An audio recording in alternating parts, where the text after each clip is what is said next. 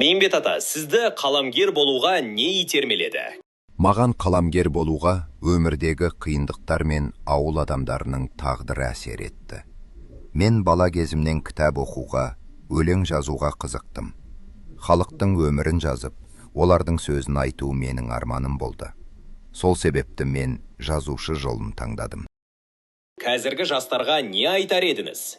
Қазіргі жастарға айтарым, ең алдымен еңбекқор болыңдар. Еңбек адамды өсіретін ең ұлы күш. Кітап оқыңдар, білімге ұмтылыңдар, халықты сүйіңдер. Өмірде қандай қиындық болса да, әділдік пен адамдық жолынан таймаңдар. Шын ниет пен табандылық болса, кез келген арманға жетуге болады. Сіздің шығармаларыңыздың өзегі неде?